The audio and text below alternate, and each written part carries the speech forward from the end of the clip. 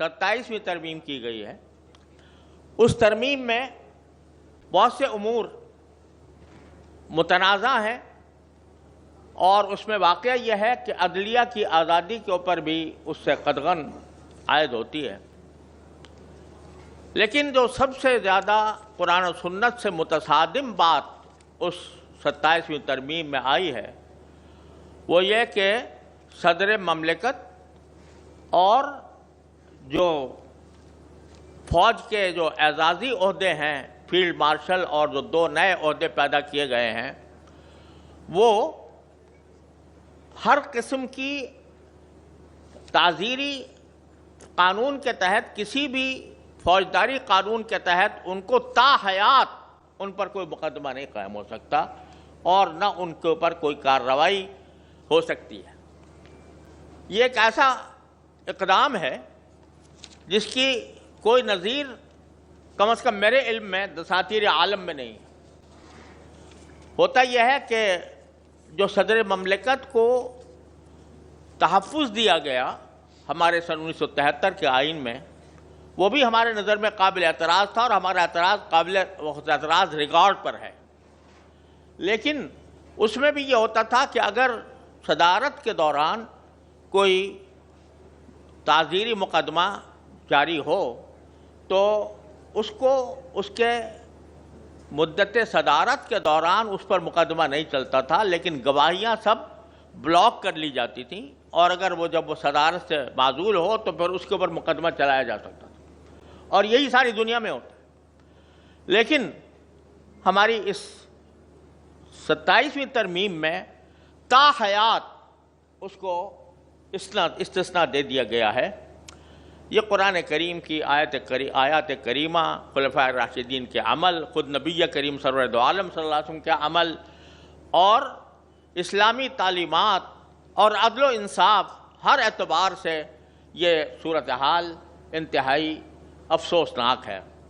اس پر بھی آپ حضرات کو کوئی مطالبہ پیش کرنا چاہیے۔ اسی طرح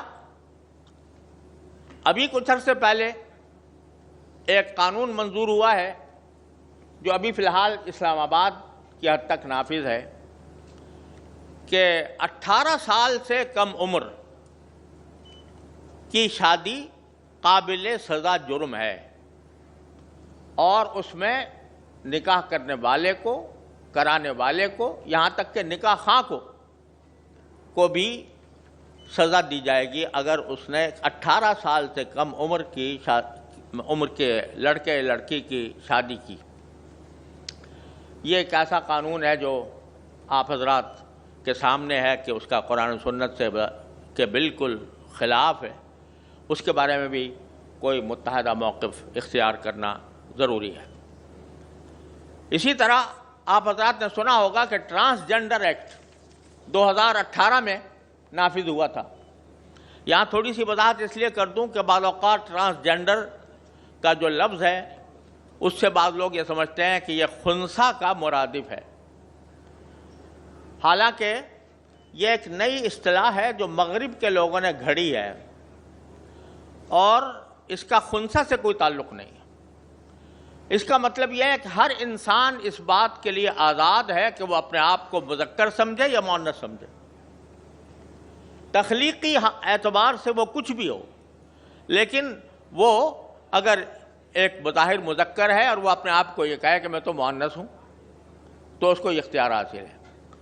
اور مغربی دنیا میں انسان کی بہت سی صنفیں بنا دی گئی ہیں جو LGBTQ کے نام سے مشہور ہیں۔ اس قانون کو 2018 میں منظور کیا گیا تھا، اور وفاقی شرعی عدالت نے اس کو اسلام کے خلاف قرار دیا،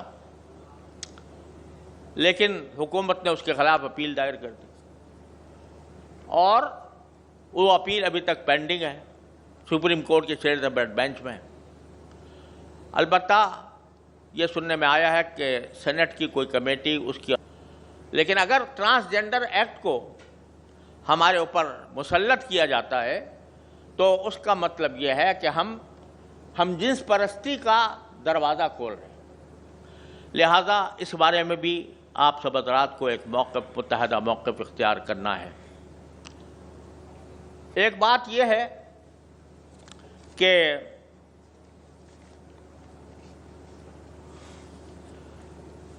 ہمارا ملک اس وقت طرح طرح کے مسائل کا شکار ہے۔ اس کے بارے میں علماء کرام کی طرف سے بار بار اس بات کی وضاحت کی گئی ہے کہ ملک میں نفاذ شریعت کے لیے آئینی جد و جہد ہی ایک واحد طریقہ ہے، اور مسلح جد و جہد کا نہ صرف یہ کہ کوئی اس کے اندر فائدہ نہیں، بلکہ شریعت کے بالکل خلاف ہے کہ مسلح بغاوت کی جائے ریاست کے خلاف۔ اس بات کا ہم بار بار علماء کرام کی طرف سے اعلان ہو چکا ہے۔ آج پھر ہمیں چاہیے کہ اس موجودہ حالات میں، جبکہ دہشت گردی کا ایک طوفان ملک پر مسلط ہے، کبھی اسلام کے نام پر، کبھی صوبائیت کے نام پر، اس کے بارے میں بھی ہم کوئی متحد موقف اختیار کریں۔ اسی طرح اس وقت پاکستان اور افغانستان کے درمیان صورتحال کشیدہ ہے۔